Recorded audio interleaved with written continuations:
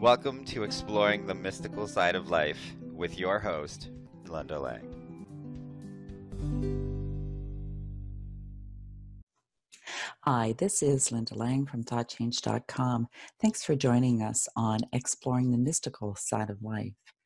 Our mission is to encourage you to think outside the box, to expand your horizon and open your mind to new possibilities. Each episode, we delve into spirituality, the world of energy, thought, intuition, manifestation, transformation, consciousness, and alternative healing. Our guest this week is Steve Nobel from soulmatrix.com. Steve is an author, a spiritual coach, and healer. Welcome, Steve. Hi, Linda. Today we're talking about ascension. A lot of people like you and like me, starseeds, too far out there. And for me personally, that was probably because of starseeds that were very public, were very out there, and it was almost like they were pining for their long lost home planet, and Earth wasn't home. And I'm a firm believer that we're consciously aware here right now. This part of our consciousness is here and is aware, and this is where we can make impact. We have an incredible opportunity to make huge shifts in the evolution for this planet. Yeah. And we can't do that unless we're here and we're grounded. A lot of starseeds have a common problem, which is, I don't want to be here. Beam me up, Scotty. It's so common because the Earth plane 3D is very tough and dense and heavy. And so a lot of clients I see, that very common is in their energy field is, I don't really want to be here. And that means they're not fully in their body and not fully in the now moment, not fully able to get on their path. So it's really important, actually, what you said about being in the now. And the other thing around time is 3D matrix is governed by the past. It's all about what people did before, what worked before, what our ancestors did before. 4D to some extent, and 5D is not about the past. It's about what impulses are coming down the timeline from the future, from our future selves, from the planet that's already out of 3D. So time becomes very different. Our brains think of time as linear, and it's helpful to think of time as linear, but actually from a different perspective, out of body, time is not so linear. We can connect with a timeline in the past, as well as we can connect with a timeline in the future. Past and future are both more fluid in terms of time. And I remember years ago doing a process in the 90s where the spiritual teacher said, tune into a timeline where you really don't make all the highest choices, and let's see what happens at the end of your life. And so I've, in meditation, followed this timeline where I was really turning my back on spirit, and here I was in some old people's home, really unhappy and bitter, and going, I didn't do what I meant to do. And then they said, then the other exercise was follow the timeline where you chose the highest choice at every important crossroads. And that was a very different one. And just noticing the two for me was very important, because I could choose, and we could still choose not to accept the highest timeline. It's going to be very hard for starseeds to do that really now, but I guess people can do it, or try to abort the process. So it's knowing that we still have choices, and we need to choose in every moment the highest one. And I think that's what my own dark night of the soul was about. It was about pulling me out of an already fairly good choice, giving me a much higher one, going, no, we want you to go on this higher choice. And where I'm now touching a lot more people personally than I could ever have done. Now the Earth is changing so much, and I don't know what's around the corner in 6 months completely. So I'm moving, but because I'm on the journey, I've become more resourceful. So this is what the journey does, makes us more resourceful. It digs up older gifts and resources from other lifetimes, which I remember a healer saying to me, Steve, you were a high priest in Atlantis, you worked in Egypt in the temples. And I'm listening to that thinking, wow, if all that's true, then I don't really need to train so much. It's just remembering it all. So the journey does activate these gifts and resources in us. That's the beauty of the journey. Every challenge can activate a resource. So sometimes the bigger the challenge is meant to activate a really big gift. And when that's been happening to me, I remember the theory, but when I'm going through those challenges, I go, I know that I can remember the theory. I know there's a gift somewhere, but it's only further down than I realize, here's the gift. Oh, thank God for that. I think that's a wonderful reframe for people when they're going through their challenges, to know that there's a gift in it, because usually we just want the gift all nice and easy and clean, right? We just want, that we're standing here in all of our glory and a new gift comes, but usually the gifts or the remembrance comes through challenge, really. Through challenges, yeah. And hopefully, now we're having some global challenges. So if people have been, Starseeds have been in training. I've been in training for about 28 years for what's going on the planet now. I didn't really expect it to be so dramatic, what's going on at the moment. We've had 9/11 back at the turn of the century, and now we've got this. And these global events are meant to shake up the whole planet. And so if we've done our training, we're not so shaken by these global events. We can have empathy, but we're not pulled into the drama of it. So I'm glad I've had 28 years of, or is it 28? I think it's about 28 years of getting ready for these global events. And I'm pretty sure really we're in the most intense time of Ascension. For me, 2019 to 2022 was the most intense time. And we're in the midst of that. So now the emphasis is shifting from a lot of personal change to global change. It's a big global, we're in a global game of nothing's going to stay the same anymore. Really. Now, for the Starseed listeners, let's share some possible symptoms of ascension so that they have an idea of what's going on in their own system. Yeah. Well, so the ascension is really, you could say, a vibrational process. So when we start shifting up the scale, what happens is anything not, the Course in Miracles talks about anything that's not aligned. Anything that's not love is thrown out by love, these kind of things. So when we start absorbing higher frequencies, anything that's not aligned with it gets thrown out of our field. So that can affect us physically. We can have all kinds of physical symptoms, headaches, sleep changes, dietary changes, aches, we might feel where we're even having heart problems, or even, if the pineal starts expanding our head, we might think we've got a tumor in the head, or all kinds of weird physical symptoms can happen. We might even come down with some physical malady, which helps us clear out these lower energies. Emotionally, it might feel like an emotional roller coaster. We can be purging emotions in our field, lower frequency ones, especially ones that don't belong to us. So if we have absorbed anger and fear and guilt from the collective or families or ancestral lines, then the process is going to throw those out, which might be like this detox of feeling guilty or feeling intense emotions or swings or all this kind of thing. We may have absorbed or allowed stories or belief systems to congregate in our mental bodies. And so light in the mental body will start throwing out those old mental structures and dissolving them and throwing them out. So we start to challenge, who am I? Is common, like, well, who am I now? If I'm not that, what am I? So when I left alternatives, I'm not a director anymore. Well, who am I then?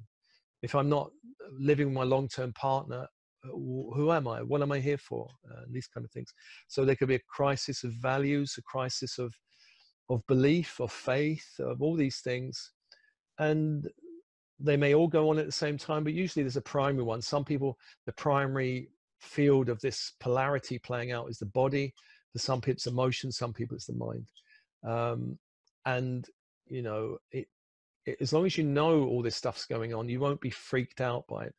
So again, there's my book, there's other books that talk about all the symptoms, what to expect, how to get around these things.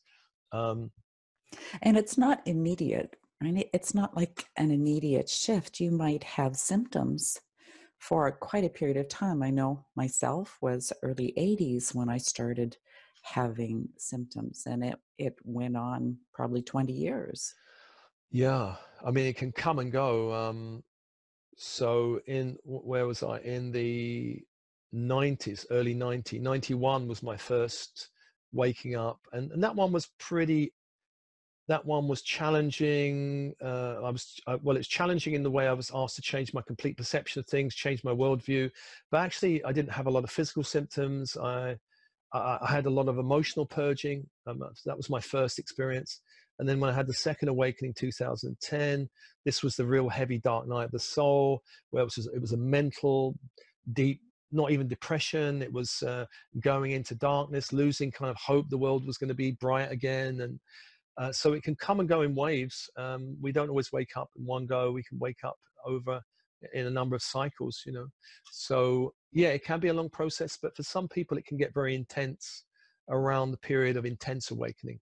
So for most people it might quicken, and there'll come an intensification of it somewhere that breaks through the old reality, and then they're in a new, you know, I don't know, like for you, Linda, you must have had an old life, and now you weren't doing this stuff before, and now you're doing this. I had an old life that had to be broken through and released, and now I've got this. And I'm still friendly with a lot of the people in that old life, but I don't fit in it anymore in the same way. So that's what all this is for. The Ascension symptoms are really vibrational signs that something's going on. You're turning into a butterfly. And for anyone that's going through symptoms, do you have any suggestions for them to kind of help them navigate through them? Well, meditation is good. So my YouTube channel's got a couple of hundred different meditations on there. Some form of spiritual practice is good. It may be at least a basic one. So when I was going through the dark night, the most basic practice I could do was Buddhist mindfulness meditations, or awareness of the breath meditations, or loving kindness meditations. I couldn't do anything too heavy. So some form of gentle spiritual practice. Silence is good. Nature, wild nature is good.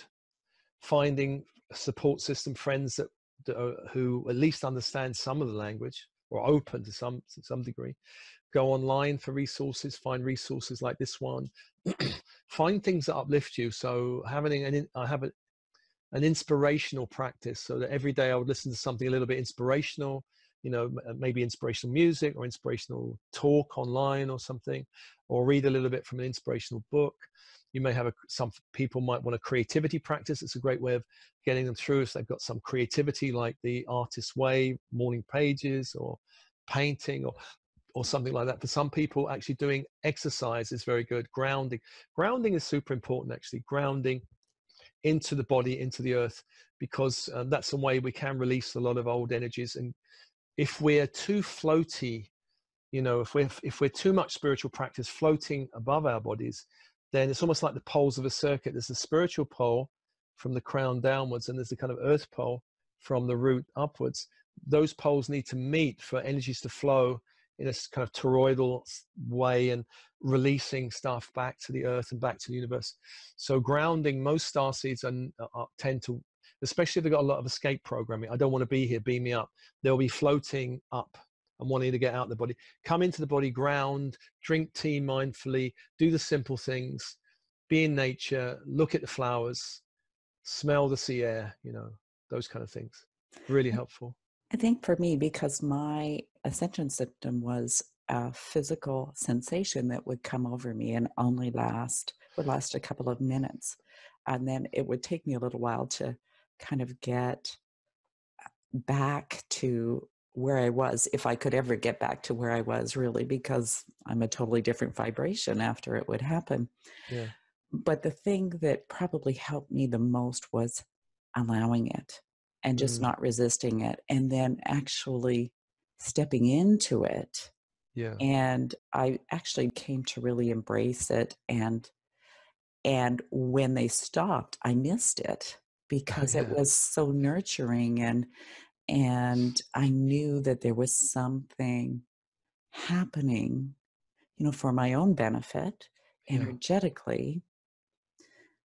And it's interesting because here we are in this time, and they've kind of started up again. So I know there's more shifting, and I'm actually really excited to see how the path opens, really. Yeah.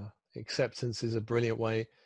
I think, you know, a lot of issues in our body and energy fields can be healed with accepting, embracing energies rather than We don't like bad feelings, guilt, anger, fear, but if we embrace them, we can release what's not ours and actually start to transform those energies. So resistance actually locks those energies in our body, and acceptance allows those energies to flow in a different way that changes the whole dynamic. So I think you're absolutely right, really.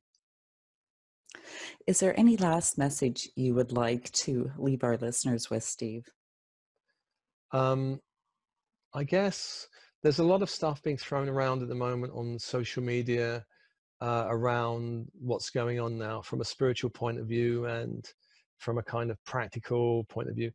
So I would be very discerning about all the stuff going out there. Trust your inner guidance. Do listen to what's going on in your reality, but find what's true for you and stay connected to your center in these times. And I mean, this will pass. You know, other things may come, but this will pass. It's learning to be okay with these things, releasing the collective fear and confusion, as I mentioned before. Stay grounded. Look for resources. So my website is thesoulmatrix.com. There's lots of resources there you can have freely. Stay connected to your support team, friends, those people you can maybe in these days online, have little Skype chats with a few friends to keep your spirits high. And yeah, I guess that's what I could say to that. Any tips for people to stay out of fear when they start exploring conspiracy theories? So my tip is when after 9/11, I started looking at conspiracy theories for a couple of years, diving down. And so basically what I found was, yes, the world is not what we thought it is. There are forces manipulating the world, and they're part of the ascension process as well. Don't get too caught up in all the stories. Don't get caught up, because actually there's a lot of disinformation. There's a lot of low frequency energies attached to a lot of these conspiracy theories. So if you read a lot of it, you'll find your energy goes down. All you need to know is, yes, some of those conspiracy theories are not theories, actually. But, you know, for example, 9/11, I don't think was what it was. But all we need to know is that those events are helping to wake up the world.